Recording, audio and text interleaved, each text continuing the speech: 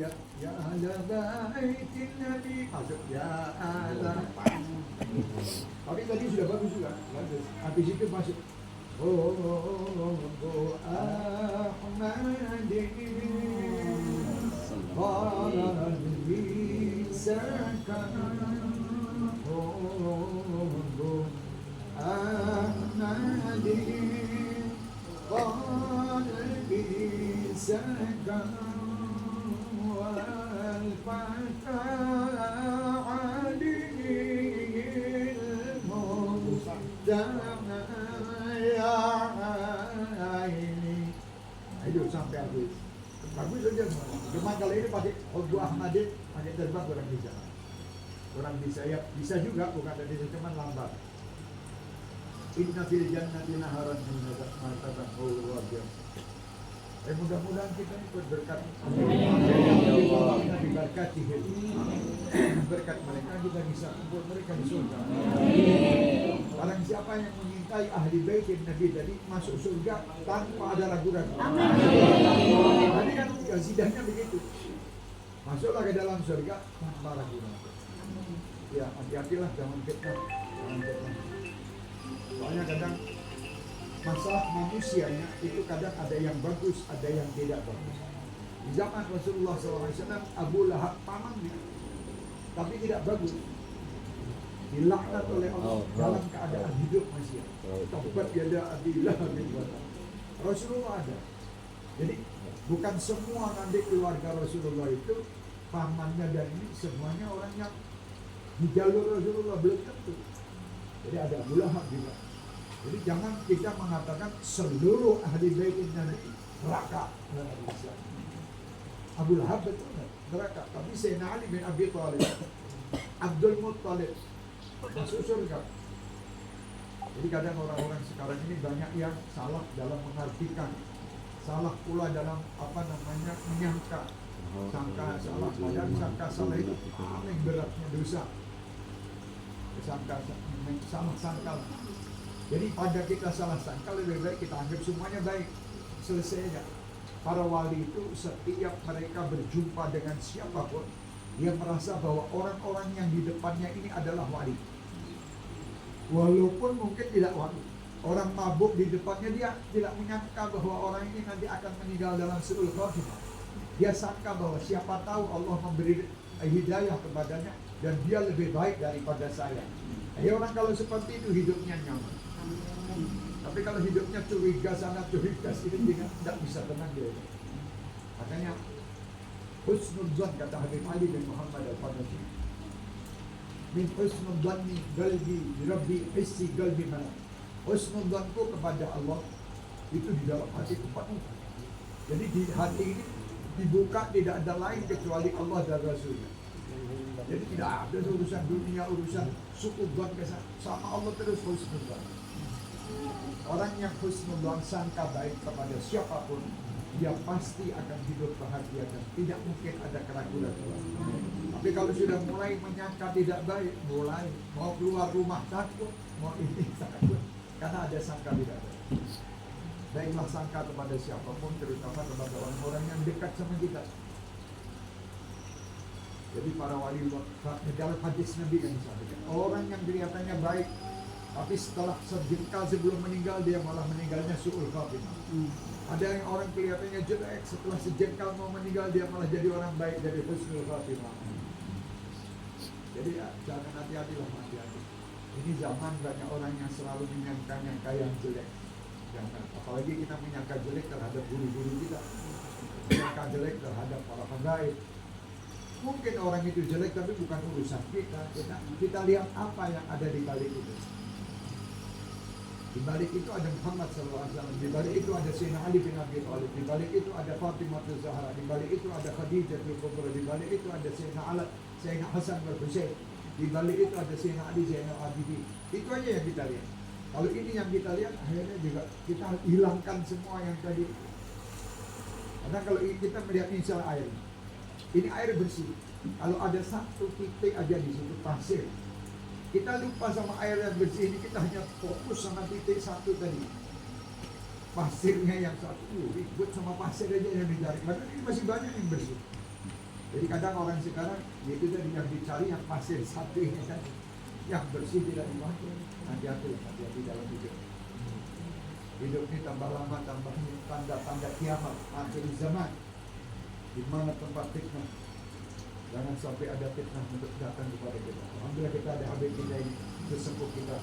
Alhamdulillah ada ibu kita, Masya Allah. Pegangan sama beliau-beliau itu. Insya Allah selamat. Insya Allah selamat. Memang kadang orang yang dipegang itu kadang mengucap dan kadang melatih hati kita ini untuk menjadi sabar. Kadang begitu. Kadang orang ini tidak paham apa maksud tujuan. Saya mempunyai guru Habib Ahmad dari Nakatifahi yang dulu ke Banjar sama ulun ini kan, tempat guru J. Itu ada 6 kali. Setiap datang mesti marah sama ulun. Dimarah di depan murid guru J ini sekian 10.000 orang waktu malam Senin. Dikatai ulun ini begini, ulun ini. Tapi kita sabar aja. Soalnya tidak mungkin wali itu mengatakan sesuatu dari hatinya kalau yang jelek. Tidak mungkin. Tapi kebaikan itu keluar dari hatinya. Jadi kejelekan yang disampaikan bahwa saya orangnya begini, saya begini, saya yakin itu melatih bahwa saya harus sabar. Kalau saya sabar dan saya menerima, saya akan menerima apa yang ada di balik itu semua. Tapi kadang kita tidak sabaran, lari, cari guru baru, lari dari guru baru, akhirnya tidak selesai-selesai gitu. Istilah Banjarnya kada tuntung. Ini orang kita, orang hebat, Pak De, luar biasa. Doakan Pak De sehat, panjang umur sehat, dan bisa bekerja sama dengan para baik dan ulama. Alhamdulillah, masing-masing mempunyai ilmu sendiri-sendiri. Pak Le tidak mungkin bisa seperti Habib kita. Habib kita juga tidak bisa seperti Pak Le. Masing-masing jalan. Dan satu sama lain saling membantu, saling mengisi.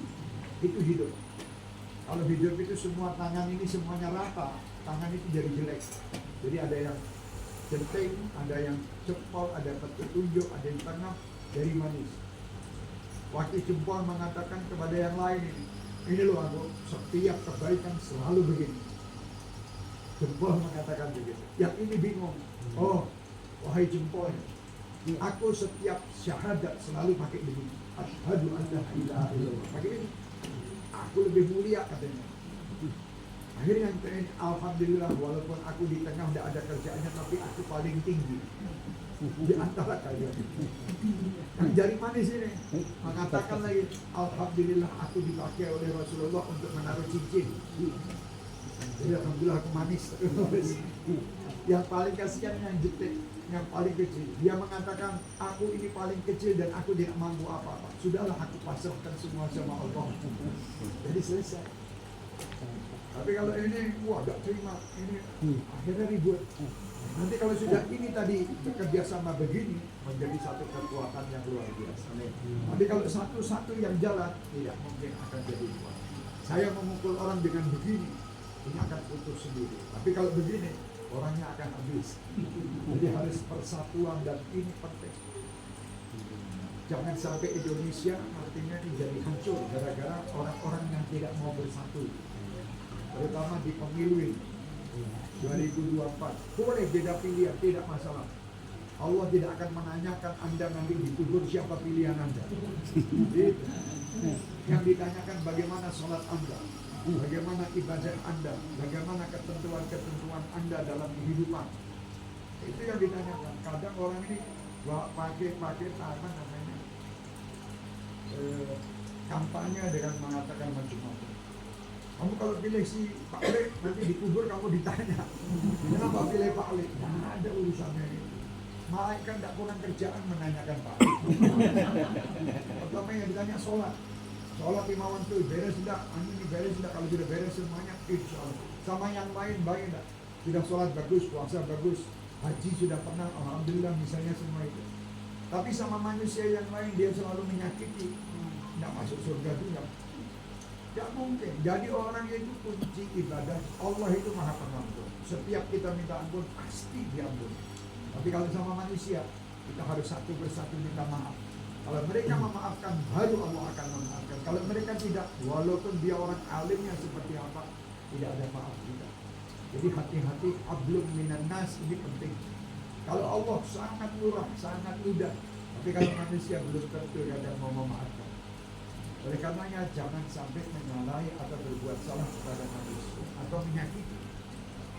Sebab ke sana sini, ini orang kampung benci. Buat apa membenci makhluk?